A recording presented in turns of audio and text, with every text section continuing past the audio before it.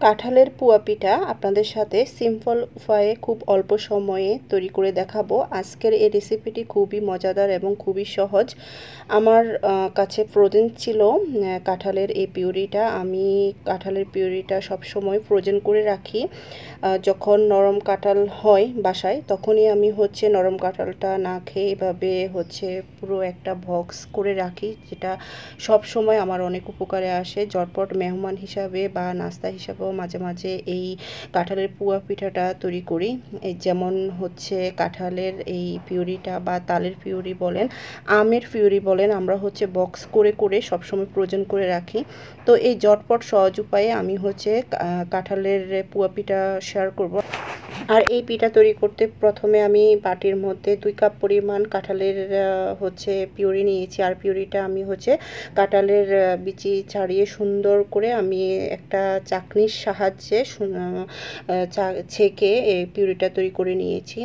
আর নিয়েছি এখানে আমি দিলাম 1 কাপ পরিমাণ নারিকেল কোরানো, আর দিয়েছি চিনিটা আপনাদের পছন্দ অনুযায়ী। আমি এখানে 1/2 কাপ পরিমাণ চিনি দিয়েছি 1 টেবিল চামচ পরিমাণ বেকিং পাউডার, দিয়েছি 1 চিমটি পরিমাণ লবণটা স্বাদ অনুযায়ী দিবেন। দিয়ে দিলাম 1 কাপ পরিমাণ ময়দা, আর দিয়ে দিলাম 1 কাপ পরিমাণ চাউলের গুঁড়াটা আপনারা প্রথমে কমিয়ে দিবেন। যখন এটা মাখানো হবে তখনই বোঝা যাবে যে এখানে আর অতিরিক্ত চাউলের গুঁড়া বা ময়দা লাগবে কিনা।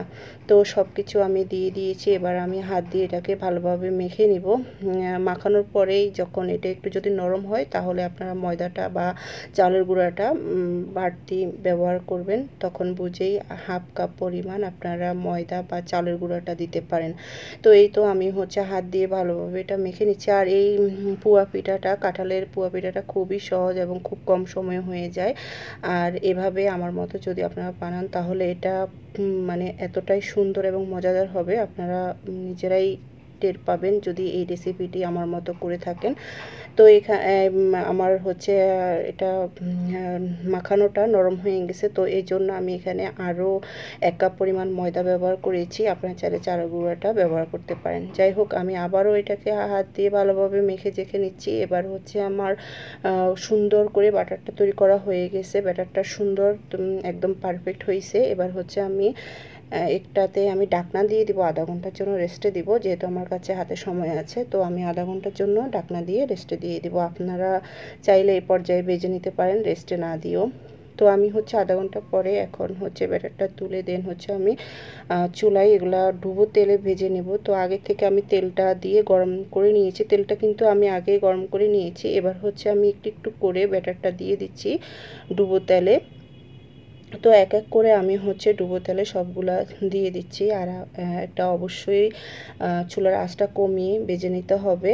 চুলার আঁচটা কমিয়ে ভেজে নিলে এতে করে পিঠাগুলা খুব সুন্দর হয় এবং ভিতরেও খুব ভালোভাবে হয়, কাঁচা থাকে না। আর চুলার আঁচটা যদি বাড়িয়ে দেন তাহলে ভিতরে কাঁচা থেকে যাবে। যাই হোক, আমি চুলার আঁচটা কমিয়ে সুন্দর করে এপিট করে এখন সুন্দর করে সবগুলো ভেজে নিচ্ছি। আর আপনারা চাইলে এই পর্যায়ে এটাকে কিছুটা ভেজেও বাকিটা ফ্রোজেন করে রাখতে পারেন।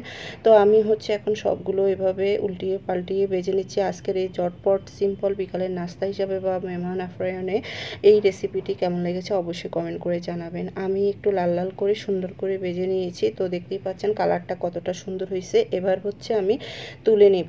তো এটা প্রথমগুলা, বাকিগুলোও আমি এভাবে ভেজে নিব। তো দেখতেই পাচ্ছেন কালারটা কতটা সুন্দর। আর এখন আমি একটা প্লেটে ঢেলে নিচ্ছি। আর আজকের এই ঝটপট সিম্পল নাস্তা রেসিপিটি কেমন হয়েছে অবশ্যই কমেন্ট করে জানাবেন। যদি ভালো লাগে অবশ্যই আমার চ্যানেলটিকে সাবস্ক্রাইব করে অল নোটিফিকেশনটা অন করে দিন। আমার মতো আপনারাও এরকম ফ্রোজেন করে রাখতে পারেন। কাঁঠাল, আম, তাল এগুলা ফ্রোজেন করে রাখলে ঝটপট উপায়ে আপনারা মেহমান আসলেও কিন্তু এগুলা ফ্রিজ থেকে বের করে পুয়া পিঠাটা তৈরি করে দিতে পারেন। যাই হোক, আজকের রেসিপিটি এখান পর্যন্তই।